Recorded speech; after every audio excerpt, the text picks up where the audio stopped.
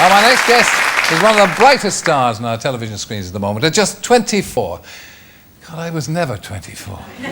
She's already the face of one of the great BBC institutions, Top of the Pops, and recently she appeared alongside a genuine TV legend in a little programme called Children in Need. But all this, and she managed to resist the charms of Robbie Williams on Live 8 last year. She's been everywhere. Fearne Cotton.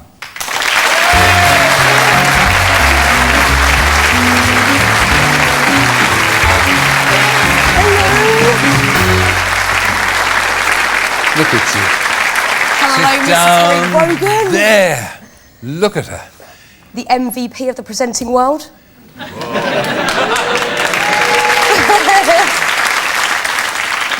You keep this up and you're going to work a lot.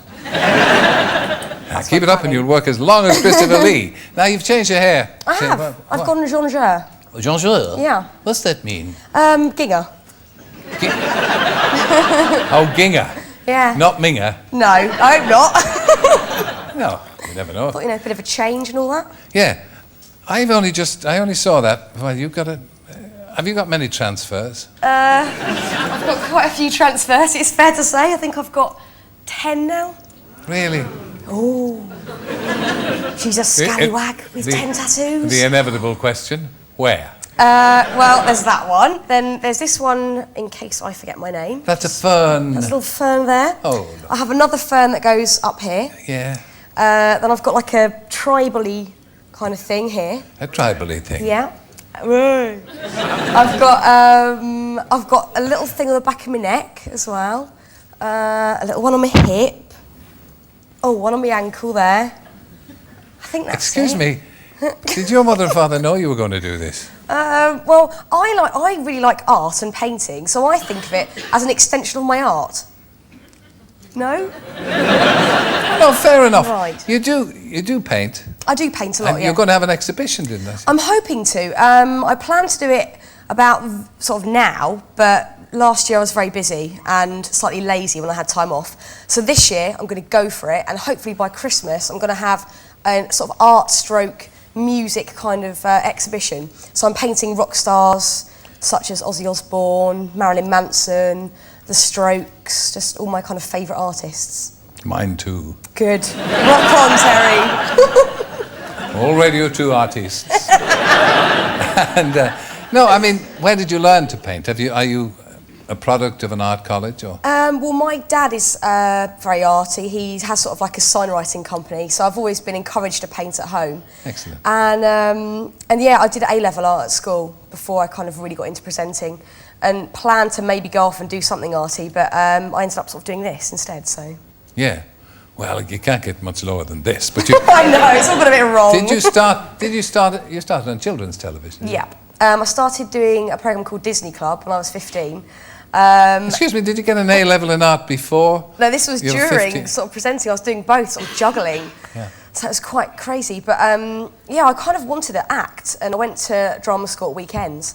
And then I ended up going for every audition for, whether it be an advert or, drama or whatever. And then I ended up getting this Disney Club programme, being a presenter, and I thought, what's a presenter? I don't even know what that is. I'm just talking, and they seem to, think that I'm doing all right. So yeah. I got through the audition process and got my first job there, and it just kind of snowballed, really. Good for you. Did you do it like so many young people because you wanted to be famous? I didn't really know what the whole fame thing was about because I was so young. I think, I saw it as a glamorous world, the whole TV thing, but I just loved acting. I'd always wanted to do it, and I loved like Kate Winslet and people like that, and thought, I want to be the next Kate Winslet, and just, would audition for anything just to kind of fuel my passion. Well, with the growing fame and all this, has it been what you wanted? Has it delivered the kind of frisson or the kind of satisfaction? The job has itself. I never, dreamed that I'd be doing things like this, and children. Most people wouldn't think.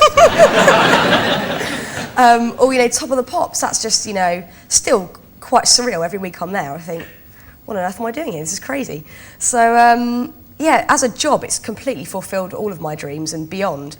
But the whole fame thing, I think, is quite weird, and you can never really get your head around it. And it's not something I'd really thought about before getting into the job. So still, it surprises me daily, and it's all a bit odd.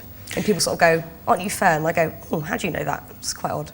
Were you a shy little girl? I think it's fair to say no, I wasn't shy. I was on the sort of bordering mouthy, probably. No.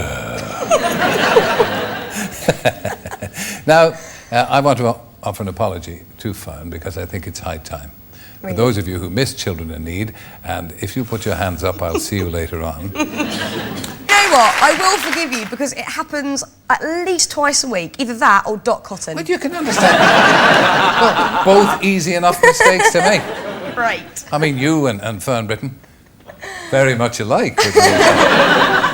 Well, I don't know about that. And as for you and Dot Cotton... Hopefully, definitely not like her.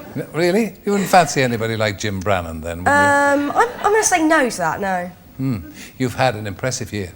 I have, I've been very lucky. Children in Need, huge success on Top of the Pops.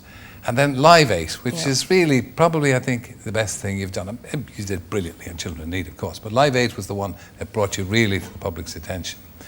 And what was it like? I'm sure everybody wants to know what it was like backstage with those strange people. The atmosphere was, unbelievable. First of all, when I got asked, I couldn't believe that I was going to even be there. I wanted to get tickets when I first heard about it, and then all of a sudden I ended up presenting it. It was just absolutely unbelievable. But the atmosphere backstage was completely surreal. You'd see Brad Pitt, chatting to Bob Geldof, and Posh and Beck's over here, and everywhere you looked, there was a surreal moment happening. It was just amazing. Are you still fazed or impressed by famous people?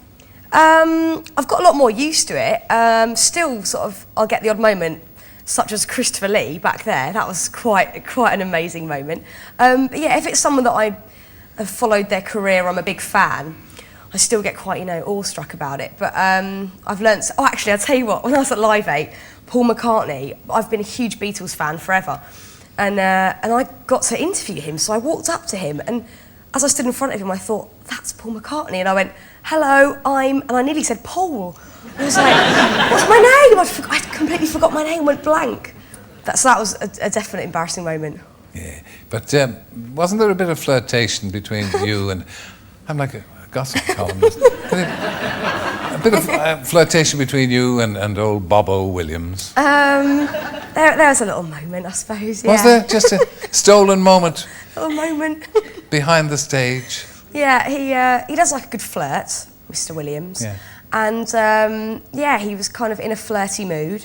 So he kind of said, I hear you're single, why don't you come and live in LA with me? All a bit, take a little pinch of salt. A bit forward, but it's Robbie Williams, that's what he's like, isn't he? But he's I hope you told him to go and take a running jump. What kind of a woman did he take you for? I don't know, but I enjoyed the moment. I had a little blush, but I loved it. I was soaking it right up. Is he pursuing you still? No, I think Robbie... I think he's looking for a wife, and I'm too young for all that malarkey, I've got a bit of fun to be had still. Really? Oh, yeah. You'll get over that. Now, Children in Need was the first time we worked together, but I've since learned something about you that I didn't know before. The photos. Oh, what photos? We have the photos. My raunchy ones. The raunchy photos. Arena magazine. That's me trying to be sexy, but I don't know if it's really working. Oh, look at that one. Wow. It's a bit embarrassing, really. Ooh, what? We like that. That's my artwork. Very nice. The Chinese figures across your tongue. I had that done quite a long time ago, and it's kind of a weird story, but me and my really good friend Hayley, we went to Paris together because we're both really into art, and we went looking at all the lovely galleries. And one night we ended up having a few beers, and we ended up sort of blagging our way into this really amazing club.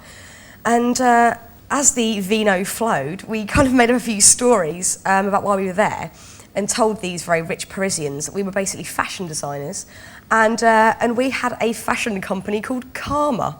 I don't know where this came from, it's all a bit of a blur, but the next day we laughed about it and then decided to go and get tattoos saying Karma, so it's kind of there for life now. So it's not like a deep and meaningful, sort of spiritual moment, it was just a drunken thing in Paris. There we go. Why wouldn't you? Why not? Well, I won't wish you... Well, I will. Have many more happy weekends in Paris. So. And the best of luck for the future. Thank you. I promise I'll get your name right this time. Better. Fearne Cotton.